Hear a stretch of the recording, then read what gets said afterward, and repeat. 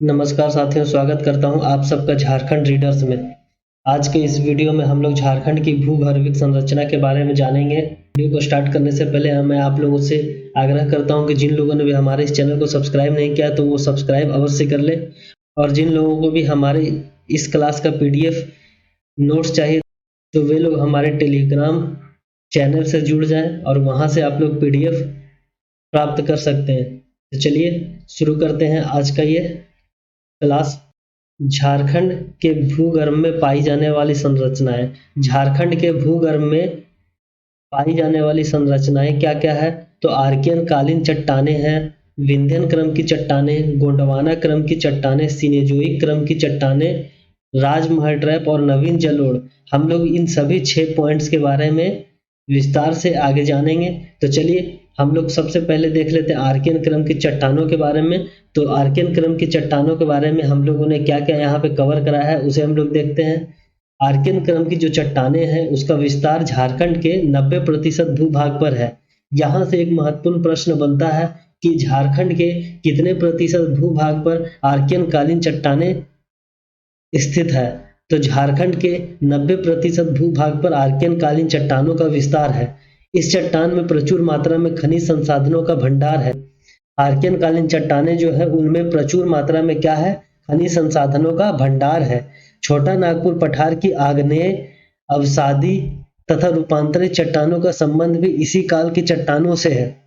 यहाँ पर गौर करने वाली बात यह है कि आर्कियन कालीन चट्टानें जो कि जिसमें आग्नेय, अवसादी तथा रूपांतरित तीनों प्रकार की चट्टानें मौजूद है।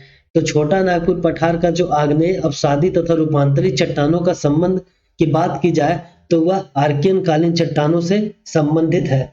इस प्रकार की चट्टानों की बात की जाए तो ये झारखंड के सिंहभूम, सरायकेला, सिमडेगा तथा दक्षिण पूर्वी भाग में स्थित है।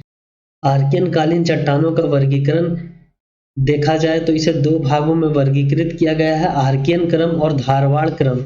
आर्कियन क्रम की चट्टानों की बात की जाए तो इसका निर्माण गर्म तथा तरल लावा के ठंडा होने से हुआ है और ये ग्रेनाइट चट्टान है। आर्कियन क्रम की चट्टान का निर्माण गर्म तथा तरल लावा के ठंडा होने से हुआ है, जो कि एक ग्रेनाइट चट्टान है। ये सबसे प्राचीन चट्टानें हैं। आर्कियन क्रम की चट्टानें सबसे प्राचीन चट्टानें हैं। अधिक रूपांतरण के कारण इनका मौलिक स्वरूप नष्ट हो गया है। आर्कियन क्रम की चट्टानों का अधिक रूपांतरण होने के कारण इसका मौलिक स्वरूप नष्ट हो चुका है तथा ये चट्टानें नीस व शिस्ट में परिवर्तित हो गए हैं। तो यहाँ से एक प्रश्न बनता है कि ग्रेनाइट, नीस और शिस्ट कहाँ मौजूद है? तो वो आर्कियन क्रम की चट्टानों में मौजूद है। आर्कियन क्रम की चट्टानें जीवाश्म रहित चट्टानें हैं। जीवाश्म रहित चट्टानें होने का कारण यह है कि जब इस चट्टान का निर्माण हुआ था तो ये गर्म और तरल लावा के ठंडा होने से निर्मित हुआ था, जिसके कारण इसमें जीवाश्म उपस्थित होने की कोई संभावना नहीं है, जिस कारण यह जीवाश्म रहित चट्टानें हैं। आप यहाँ पे मैप में देख सकते हैं कि आर्कियन कालीन चट्टानों जो कि झारखंड के 90% भूभाग में स्थित है। ये मैप में दर्शाया गया है कि आर्कियन कालीन चट्टानें झारखंड के किस किस हिस्से में कहाँ कहाँ उपस्थित है। तो आप लोग यहाँ पे देख सकते हैं कि झारखंड के लगभग ज्यादातर हिस्से में यही आर्कियन कालीन चट्टानें उपलब्ध है। चलिए इसी के साथ आगे बढ़ते हैं, हम लोग दूसरे प्रकार की ओर जाते हैं। तो दूसरा हमारा है धारवाड़ क्रम। धारवाड़ क्रम की चट्टानों का निर्माण आर्कियन क्रम के चट्टानों के अपरदन तथा निक्षेपन के परिणाम स्वरूप हुआ। अपरदन का अर्थ होता है कटाव और निक्षेपन का अर्थ होता है जमा होना। तो अपरदन कैसे हो सकते हैं? आर्कियन क्रम की जो चट्टानें हैं उनका अपरदन या तो हवा से या तो नदी से हुआ। अपरदन तथा निक्षेपन के परिणाम स्वरूप जो पदार्थ जमा हुआ था उस पदार्थ के जमा होने से धारवाड़ क्रम की चट्टानों का निर्माण हुआ। इन चट्टानों के बारे में जानकारी की यदि बात की जाए तो इन चट्टानों की जानकारी सबसे पहले कर्नाटक के धारवाड़ जिले में मिला था, जिसके कारण इसका नामकरण धारवाड़ क्रम की चट्टानों के रूप में किया गया। धारवाड़ क्रम की चट्टानों की खोज सबसे पहले कर्नाटक के धारवाड़ जिले में हुआ था, जिस कारण इसका नाम क्या पड़ा? धारवाड़ क्रम की चट्टानें पड़ा। इन चट्टानों में भी जीवाश्म नहीं होता है, अर्थात धारवाड़ क्रम की चट्टानें जीवाश्म रहित है। झारखंड में इन्हें कोल्हान क्रम की चट्टान भी कहा जाता है, क्योंकि झारखंड में ऐसे चट्टानों का मूल विस्तार कोल्हान क्षेत्र में है। कोल्हान क्षेत्र में इन इस प्रकार की चट्टानों का मूल विस्तार है, जिसके कारण धारवाड़ क्रम की चट्टानों को झारखंड में कोल्हान क्रम की चट्टानें भी कहा जाता है। इन चट्टानों में लौह अयस्क की प्रचुर मात्रा उपलब्ध है, जिसके कारण इन्हें लौह अयस्क की श्रृंखला भी कहा जाता है। धारवाड़ क्रम की चट्टानों में लौह अयस्क की मात्रा अत्यधिक है, जिसके कारण इसे लौह अयस्क की श्रृंखला भी कहा जाता है। इन चट्टानों के विस्तार की बात की जाए तो यह झारखंड के पूर्वी सिंहभूम, पश्चिमी सिंहभूम तथा सरायकेला खरसावां जिले में स्थित है। धारवाड़ क्रम की चट्टान कहाँ स्थित है?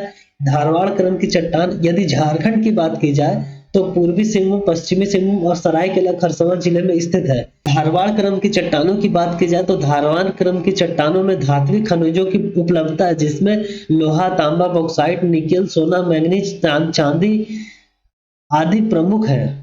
अब आते हैं हम लोग विंध्यन क्रम की चट्टानों के ऊपर। तो विंध्यन क्रम की चट्टानों के अगर निर्माण की बात की जाए तो इनका निर्माण अवसादों के जमाव से हुआ है।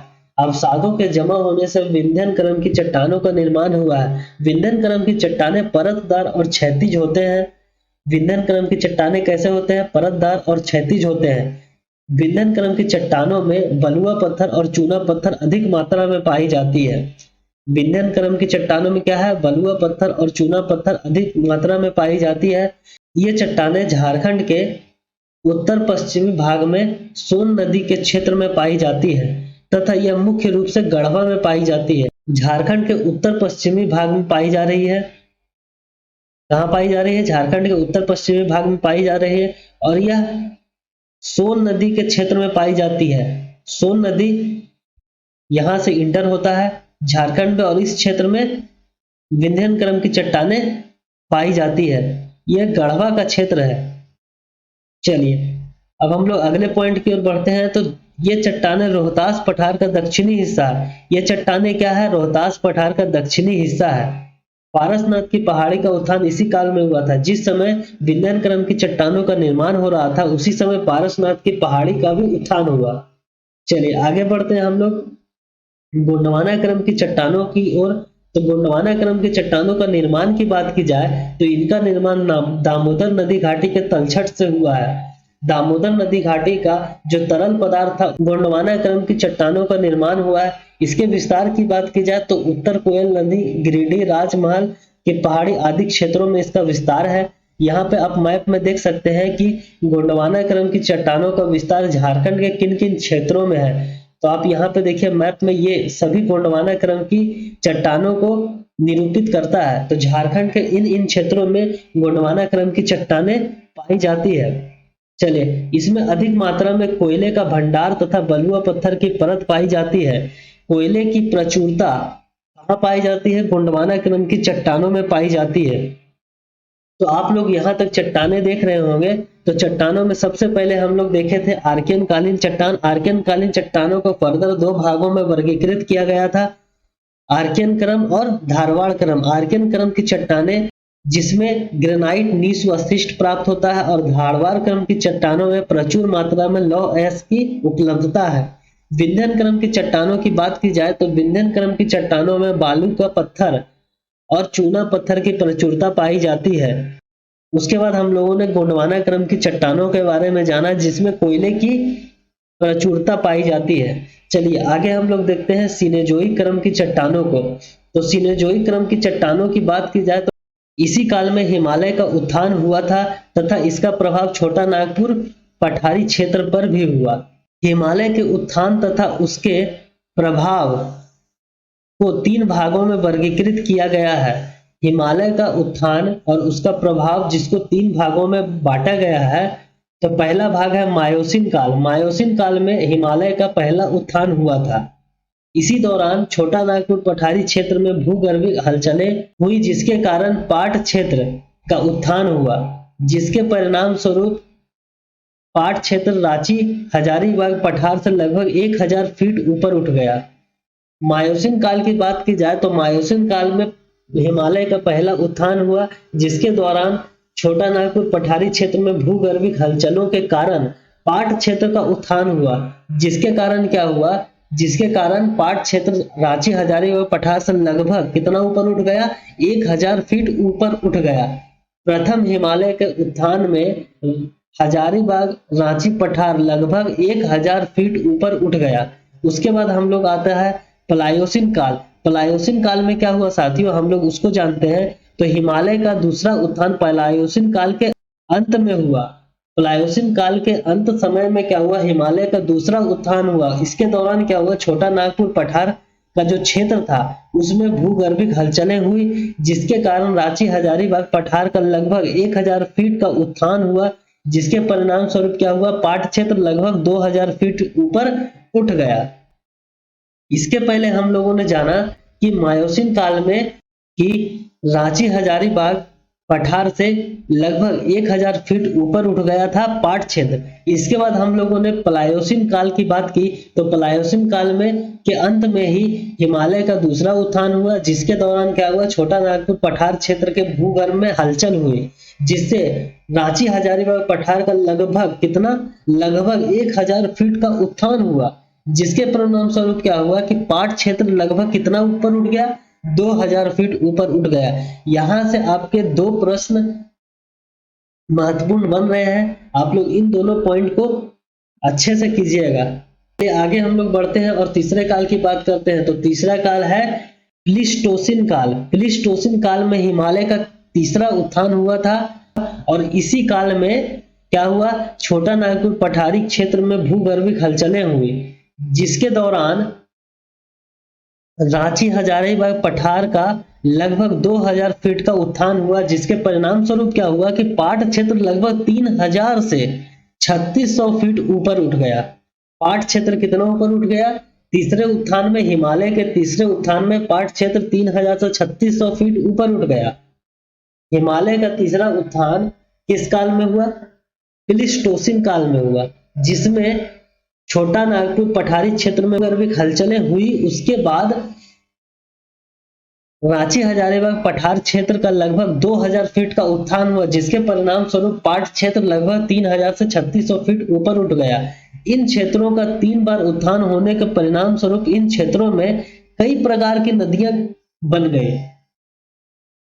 इन क्षेत्रों का जो पाट क्षेत्र है उसका 3 बार उत्थान हुआ, जिसके कारण क्या हुआ कि कई नदियों का निर्माण हुआ। कालांतर में इन नदियों के द्वारा किए गए अपरदन के कारण इस क्षेत्र के धरातलीय स्वरूप की ऊंचाई में कमी आ गई। जैसे जैसे पाट क्षेत्र ऊपर हुआ, उसके बाद क्या हुआ कि नदियों का निर्माण हुआ इन क्षेत्रों में और नदियों के द्वारा हुआ अपरदन, जिसके कारण धरातलीय स्वरूप की ऊंचाई में कमी आ गई। यदि वर्तमान में इनकी ऊंचाई की बात की जाए तो पाट क्षेत्र की ऊंचाई लगभग 900 से 1100 मीटर है।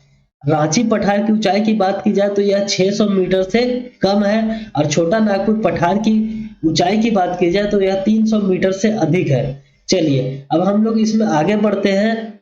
तो आगे हम लोग देखते हैं राजमहल ट्रैप तथा दक्कन लावा की चट्टानों के बारे में जानते हैं। तो चलिए, जुरासिक युग में लावा के बहाव से राजमहल ट्रैप का निर्माण हुआ था, जबकि दरारों में लावा का प्रभाव से दक्कन लावा का निर्माण हुआ। दरारों में लावा के प्रभाव से दक्कन लावा का निर्माण हुआ। जुरासिक युग की बात किया जाए तो 15 करोड़ से 12.5 करोड़ पूर्व के काल को जुरासिक युग कहा जाता है। इस युग में लावा के बहाव से राजमहल ट्रैप का निर्माण हुआ था, जबकि दरारों में लावा के प्रभाव से क्या हुआ था, दक्कन लावा का निर्माण हुआ था। आप यहाँ पे मैप में देख सकते हैं कि झारखंड के किस क्षेत्र में राजमहल ट्रैप स्थित है। तो झारखंड के आप लोग यहाँ पे इस क्षेत्र को बोल सकते हैं उत्तर पूर्व क्षेत्र। उत्तर पूर्व के क्षेत्र में आप लोग देख सकते हैं कि राजमहल ट्रैप का निर्माण हुआ था। इन चट्टानों के अपक्षयन के कारण लेटेराइट एवं बॉक्साइट का निर्माण हुआ। इन चट्टानों के क्या हुआ, अपक्षयन के कारण लेटेराइट और बॉक्साइट का निर्माण हुआ था। राजमहल ट्रैप का विस्तार झारखंड के उत्तर पूर्वी भाग में अर्थात साहेबगंज के पूर्वोत्तर भाग में और पाकुड़ के पूर्वी भाग में स्थित है। इसका विस्तार झारखंड के पाट क्षेत्र अर्थात पलामू, गढ़वा, गुमला तथा लोहरदगा में है।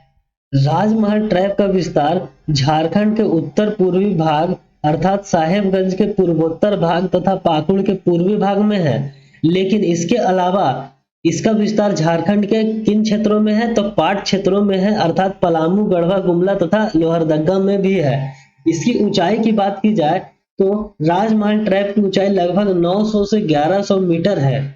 इसके बाद सबसे अंतिम में हम लोग देखते हैं नवीन जलोढ़ निक्षेप। नवीन जलोढ़ निक्षेप का निर्माण नदियों के अपरदन तथा जलोढ़ों के निक्षेपों के परिणाम स्वरूप हुआ था, जो वर्तमान में भी जारी है। नवीन जलोढ़ निक्षेप की बात की जाए तो ऐसे पर्वतों का निर्माण नदियों के अपरदन के कारण हुआ था और यह निर्माण अभी भी वर्तमान के समय में भी जारी है। झारखंड के राजमहल के पूर्वी क्षेत्र सोन नदी घाटी तथा स्वर्ण रेखा नदी की निचली घाटी के क्षेत्रों में नदियों के जलोढ़ों के निक्षेपण से इस संरचना का निर्माण हुआ है। झारखंड के राजमहल के पूर्वी क्षेत्र सोन नदी घाटी तथा स्वर्ण रेखा नदी की निचली घाटी के क्षेत्रों में नदियों के जलोढ़ों के निक्षेपण से इन संरचना का निर्माण हुआ है। चलिए अब हम लोग आगे इसमें देखते हैं अगले पॉइंट में। तो हमारा अगला और अंतिम पॉइंट क्या है? इनके द्वारा मैदानी क्षेत्र में निक्षेपण के परिणाम स्वरूप कई स्थानों पर ग्रेनाइट के उच्च भूभाग का निर्माण हो गया है, जिसे मोनेड नॉक कहा जाता है। इनके द्वारा मैदानी क्षेत्रों में निक्षेपण के परिणाम स्वरूप कई स्थानों पर ग्रेनाइट के उच्च भूभाग का निर्माण हुआ है, जिसे क्या कहा जाता है? मोनेड नॉक कहा जाता है। मोनेड नॉक कहा जाता है। अब हम लोग इसके बारे में कुछ अन्य चीजों की बात करें तो झारखंड में अधिकांश चट्टानों का विस्तार कहां से है? तो पूर्व से पश्चिम दिशा में। झारखंड में अधिकांश चट्टानों का विस्तार की बात की जाए तो झारखंड में अधिकांश चट्टानों का विस्तार पूर्व से पश्चिम दिशा में है। पूर्व से किस दिशा में है? पूर्व से पश्चिम दिशा में है। पूर्व से पश्चिम दिशा में है। इसके बाद हम लोग बात करते हैं तो झारखंड में धारवाड़ क्रम की चट्टानों का विकास कोल्हान पहाड़ी क्षेत्र में हुआ है। इन चट्टानों को लौह अयस्क की श्रृंखला भी कहा जाता है। झारखंड में धारवाड़ क्रम की चट्टानों की बात की जाए तो इसका विकास कहाँ कहाँ हुआ है? कोल्हान पहाड़ी क्षेत्र में हुआ है और इन चट्टानों में लौह अयस्क की अधिक मात्रा पाई जाती है, जिसके कारण इसको लौह अयस्क की श्रृंखला भी कहा जाता है। चलिए आज के इस वीडियो में इतना ही। इसके बाद हम लोग अगले वीडियो में झारखंड के धरातलीय स्वरूप के बारे में जानेंगे। तो तब तक के लिए इस वीडियो को यहीं समाप्त करते हैं।